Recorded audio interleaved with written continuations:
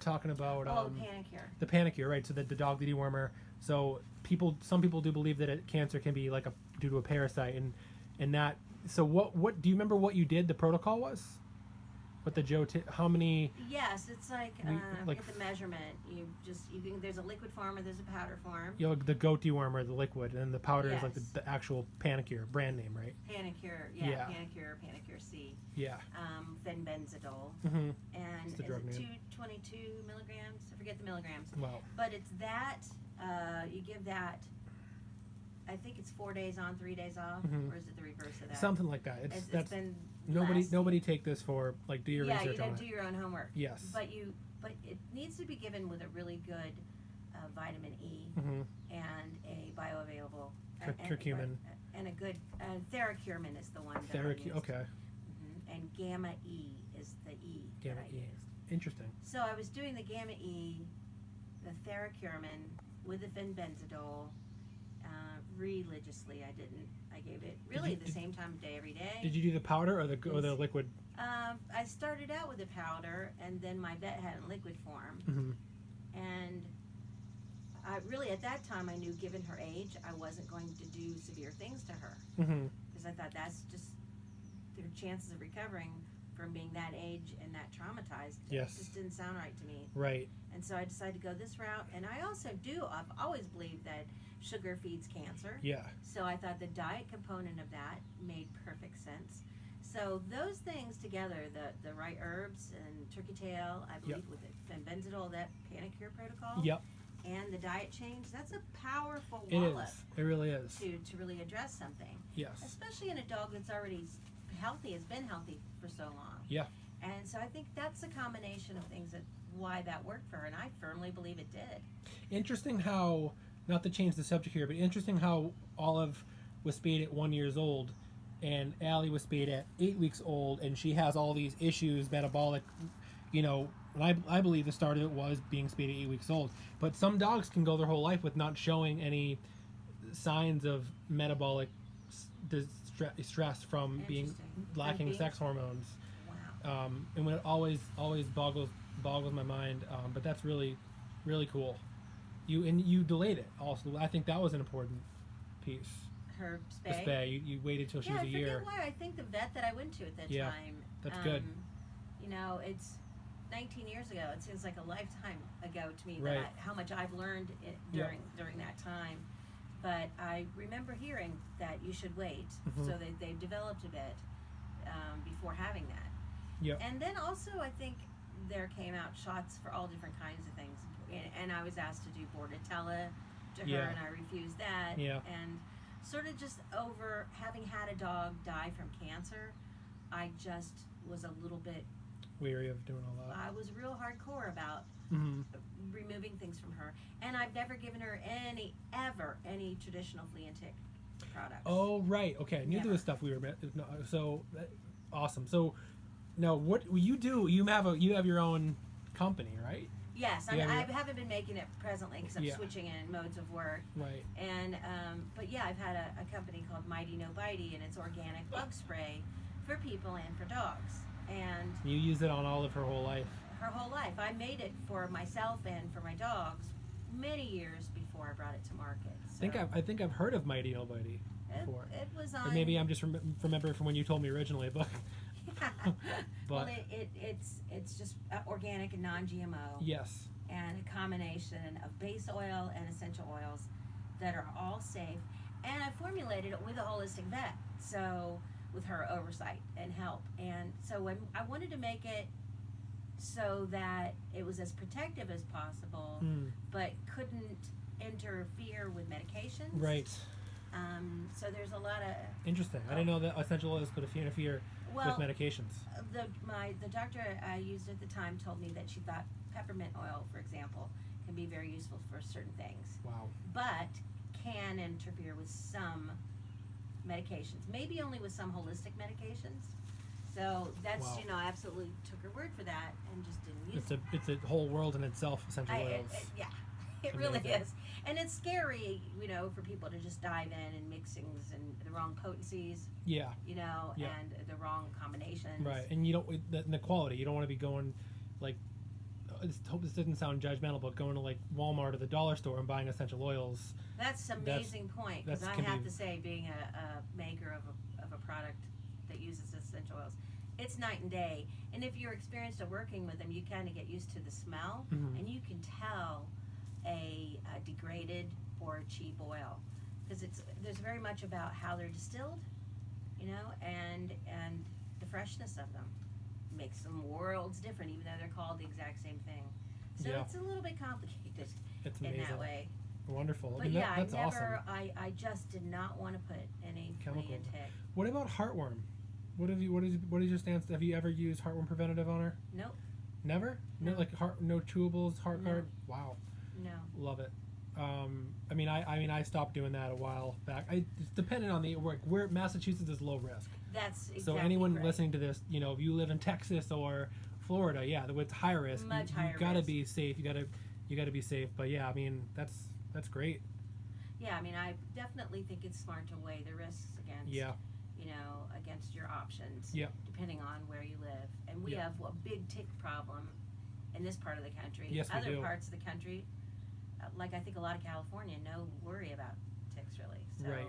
very different. Very different. And I've my old coworker, had a dog on heartworm prevention year round, and her dog still got heartworm, and your dog can still get a tick disease on flea and tick It's prevention. the truth. So you not only gotta weigh the risk of your location, but also weigh the risk of your natural versus conventional. I know Dr. Roman does advocate for appropriate use of the conventional heartworm medications, but preventatives, but I believe like a modified dose, and always giving back the dog its microbiome back, giving them that Wow. poop back, So that's the because thing it's too. an intestinal that, antibiotic. That's the thing too, because since I'm not the expert, but this one thing I do know is that you should talk to the experts. Yeah, Because yes. you might be able to do something like that. You Yes. use a particular product, but then how do you use it?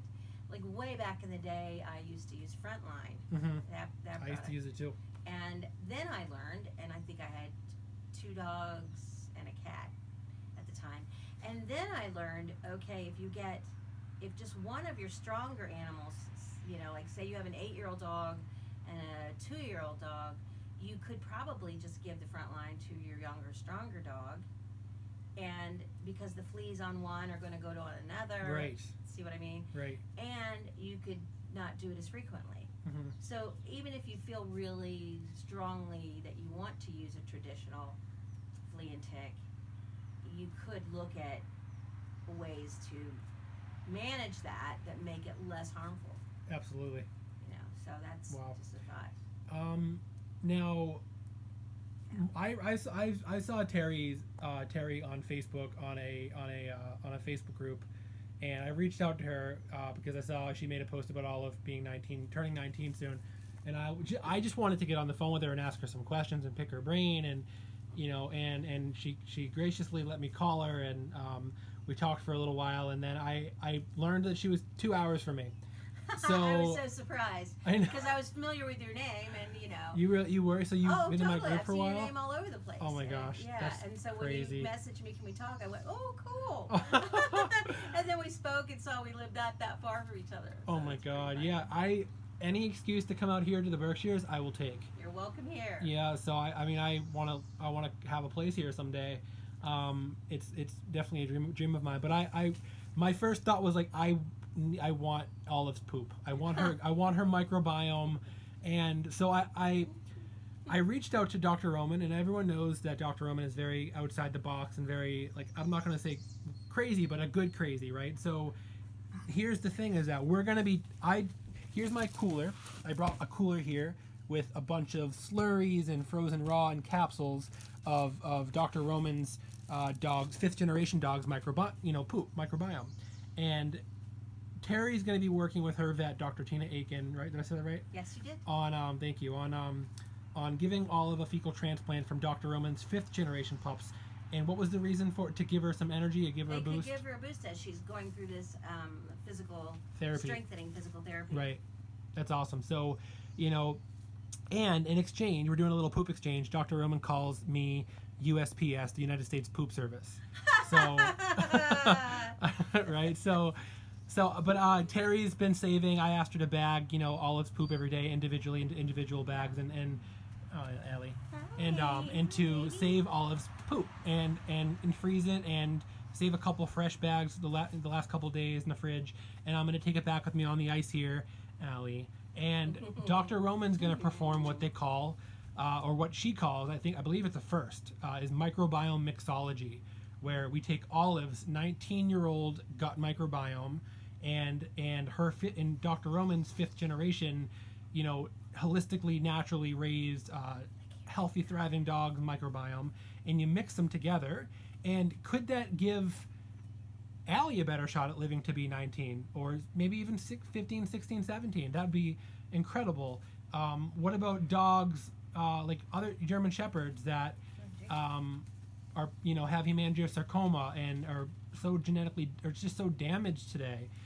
Could that give them a better shot at navigating tumors or cancers more efficiently, like Olive was able to? Does Olive have something in her microbiome that is helping her, that helped her to navigate that, whatever that was in her body, that tumor, better, more efficiently than another dog could have? And that's why she was able to overcome this. Who knows? I know a lot of people that do Panicure but didn't get the results that you got. Sure, and sure. That could be for a myriad of different reasons. Totally. But and then also we want to begin to change. I believe this is the way science is going to be heading. Everyone wants the world's oldest dog and for their dog to be with them as long as possible, like Olive has been with you, and that's just such a blessing, from 6 weeks old or younger to 19, and hopefully many, many, many more. But can we start? Can science start going this way, where we take old dogs' poop and mix it with like generations of naturally reared dogs and give dogs a better microbiome? The gut microbiome is 80% of the immune system. It communicates with everything, the brain, and it's amazing. Yeah, I mean, while it sounds like woohoo and crazy, there's been already a lot of evidence that it's a really good thing. Yep. And research behind it, like you're saying. It's fascinating. Yep. And it's funny because somebody messages you on Facebook on a Friday night and says, can I talk to you about getting your dog's poop? Normally would think that's the weirdest thing I've ever heard. Click. But I was lucky to be able to say to you that I'd already had my pit bull was born with an autoimmune disease, and one of the things that we did for him early on was a fecal transplant. Yeah. So that's a reason I already had heard of Dr. that. Roman's dogs? I had heard of that before. No, Dr. Aiken. Dr. Aiken. So she's also got donor dogs. Yes. That's incredible. Yes. We need more vets to her have own dog, that. That's great. And of course, at the time, like maybe a lot of people hearing this, you're like, okay, that sounds wacky. Well, but you can Google it. There's a lot of real interesting stuff to read about it. Yep. And I firmly believe too that it helped turn him around. Yeah. And he's been healthy for years. Well, I mean, no symptoms. We're overusing antibiotics today, and like I said, the heartworm prevention pill is like an intestinal antibiotic, and the processed foods have toxic stuff in them, and everything. We're just constantly assaulting the immune system of these poor dogs, and if a puppy's natural, according to Steve Brown, a puppy's natural ancestral environment is like healthy soil, and their prey is covered in healthy soil. But today it's the complete opposite of, like, they're inside in a very sterile, strict environment, not getting the exposure to those microbes that they would need, getting them in their mouths, getting them all over their body, licking them off their paws, etc. And that is, Steve Brown has said, in a gram, there could be anywhere from 10,000 microbes to 100,000 microbes in that one gram of healthy soil. Amazing. So that's just incredible. And dogs today are plagued with all this dental disease and gut trauma and skin allergies and whatnot. Early ages. Early ages. And like Julianne Lee said, skin disease is the #1 cause of elected euthanasia, I believe. No kidding. Yeah. That's a shock. It's just so expensive. A lot of dogs end up getting surrendered because people can't afford the bills. Right. And so, and then the bacteria in the gut is really such a crucial thing to overall health. And a probiotic could have 4, 6, 7, 10 strains maybe but the gut microbiome, Dr. Roman says it can have 500 species and 1,000 That's subspecies. amazing. Well, at least the good side is we're all hearing already a lot about that in humans. Right. We keep hearing gut. Yes. Gut of this and that about the gut. Yeah. It's becoming like, real normal to hear about. So Right. So this feels like not such a. Yeah. And dogs not such a self-medicate, and they self-medicate, and what more of a complete picture than their poop, their microbiome, So that's where science is heading, and I hope more vets decide to do it. And I don't know if this is the first that anyone's ever doing with the microbiome mixology that we're going to do, but man, I'm so grateful to be here and to get Olive's poop. Like, I just feel so special and lucky. And I do too. Could it give Allie? Could it give another dog a liver mass? Who knows? There's so much unknown about all this, but I'm willing to take the risk. I think that the benefits outweigh the possible cons of, you know what I mean? Is there something in her microbiome, Olive's, that helping her live, the longevity gene, helping her live to be 19 years old? There has to be, right? Right. And I think that's going to be how we start to change the picture for a lot of dogs that are unfortunately dying so young. Yeah. And I as we're talking about this, I'm thinking of anyone listening to this. A lot of it might sound like, well, I'm not sure how to phrase this, but I think I would want to bring back the point that I didn't always do everything great with her. Right. There were years where I fed her not the best food. I just thought it was good food. Mm-hmm. I really did. I thought it was a premium food. Yep. But I later found out it was made in another country and shipped over here and then labeled U.S. and had all kinds of terrible. Yeah. It's not stuff a very transparent industry. No, it's a horrible industry. Right. And I really think the very best thing that anyone could do for their dog, to just like now, is think about feeding them real food. Yeah, real, and this is something I've come a long way. I mean, I used to get into like arguments with people on Facebook on processed is bad and just feed. Yeah, I mean, yeah, it is not. It's not good. It's a hot button issue whether it's homemade versus raw. It is versus various things, but whether it's raw or homemade, you're getting real food. Right. It's at least not brown. Right. And if you have to supplement with kibble, it's so be it. Like, you got to let yourself off the hook, but the more, as long as you're aware, and the more fresh the better, and the less processed the better. Yeah, even if you're just adding some good fresh to what like broccoli, you're giving them, it can make. I mean, I don't huge remember difference. the statistics, but there are statistics on that. Rodney has it all. I mean, drastic. That's probably where I heard it is Rodney. Yeah, and all the studies, the University of Helsinki with Anaheim Borkman. I can't pronounce her name. I'm sorry, but yeah, I mean, it's yeah. So would that be your take your advice to everybody out there? What would you say? How can people? What would you give advice? What would you tell people if they want to? What would be the best advice you could give to have their pets around longer and healthier lives? Well, the first one that comes to mind is probably the weirdest one, and that is your dog is vibing you. Your dog is relating to you. How you are interacting with your dog is going to have an effect. Yes. So just remember that and let them know, hey, you really are great. You know what I mean? A lot of us watch are probably smooching our dogs all day, every day. Talk to them. But talk to them. They're energy beings. I've seen my dogs in the past, really picking up on my stress. Yeah. And then I go, wow, man. So then I sit down with them and I say, hey, you know what? Everything's cool. You're cool, I'm cool. Sorry, I'm just an uptight person now and then. But we're all good and I love you. I know that sounds dorky. No, but I swear to God, Allie, that emotional thing impacts our health, their health. It does. So when I have people that I've met who said, oh, my dog has cancer right now, my first thing that I say to them is, you know what? Realize that they can recover. It doesn't mean always, but it's absolutely a possibility. Yes. So don't just jump to the absolute worst. Realize even if it sounds horrible, it might not be. I mean, it might have a good outcome. Right. And so you need to tell your dog that. Yes. Don't focus on the outcome and focus on possibilities and everyday and quality of life and don't forget to be their friend and to talk to them and spend time with them. Yeah, they're not.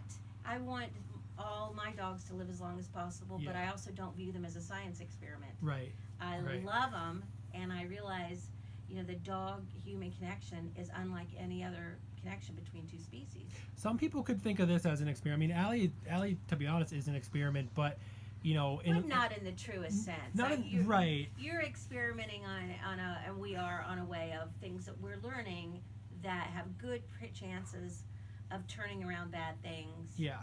That's just. I think it depends how you look at it. Well, it's Yeah. like, if you've never done curcumin or turmeric before, you're like, the research says this. I'm gonna try that on my dog. Essentially, that's an experiment. You know what I mean? Essentially. So. Yeah. But I mean, I think what you mean is like people that are so treatment focused and forgetting to be their dog's like That's friend. right. Yeah. Yeah, I mean, there's a difference between that first person you mentioned is a person who's looking for unique solutions. Yes. Out of love. Right. Out of love. You need to balance it. Yeah, I Yeah. mean, if it would be an experiment to strap my dog to my back and climb a mountain because I thought it would save her life, I would try it. Right. Yeah. I know. Yeah, Bad you would. analogy because I am not a mountain climber, but Yeah. but I mean, so the point is, if you're coming from a place of love and you remind yourself to communicate that to them, Yeah. and then you get in a good emotional place with them and keep that as important. Like I have all these supplements that I'm giving Olive now at her age, and sometimes I go, whoa, looking like a pharmacy here, and I go, okay, now I'm just, You should she come to my needs house to see this, my she needs cabinet. that. Right? Right? Probably less than a lot of people take. Yeah, I'm sure. But And more is not always better. well, this is true too. Less is, But keep learning, and if you're hungry to improve your dog's life, Yeah. you're hungry for information, and it's And fascinating, thrilling stuff to learn, What- right? what- It's okay, exciting stuff. to last learn. question. That's amazing advice. But last question, what is Olive, or just your dogs in general, but especially Olive, taught you about your health? Oh, that's nonstop. No. That really is. When when Olive first started having mobility issues, I started noticing my knee kept giving out, and I was ignoring it. My knee was just like I was getting a trick knee, and then she was having back trouble, and then I had back trouble, like and so there's a lot of that. What seems like an echo there, Yeah. and what I learn is Interesting. it's in a big summary, it's paying attention to her definitely does make me pay attention to myself. Yep. There's a synergy there. Yep. If that's what you meant. Yeah. I work with kids with special needs, and I've been doing that for almost 10 years now, and I have a little injury on my thumb, and the point for me was like it was either going to be, the hand specialist said hands, you're going to have surgery, and it's not a simple surgery, Yeah. and Or or very complicated. yeah, exactly, or a cortisone shot, and I don't really want to inject a steroid into my hand either. But it's the lesser of the two evils. I definitely am not Right. doing surgery. But I called Julianne Lee and Dr. Roman. I was like picking everyone's brain, like, what should I do? Allie gets all this. It's time I start thinking about what I do for her, for myself also. Smart. But the insurance company doesn't cover ozone. They don't cover all these Right. experimental. Hope everyone sees the quotes. Experimental, therapies. Even though I could provide them with all the data, the research Right. on ozone and human medicine, they don't want to see it. They don't want to see it. And are they using their opinion also to say, oh, that's quackery, that's woo woo, and we're not gonna approve the claim. But so I'm using homeopathy. I'm going to see her chiropractor is also going to be working on my hand a little bit. Maybe an osteopath, CBD, marijuana or cannabis oil, things like that. I'm going to try. And none of those are dangerous things. I'm going to try that Yeah. first before I go to the cortisone shot. I'm stalling, and I'm going to see, you know what I mean? So that's kind of like, that's what Allie and caring for her and has really taught me. So one last thing, guys.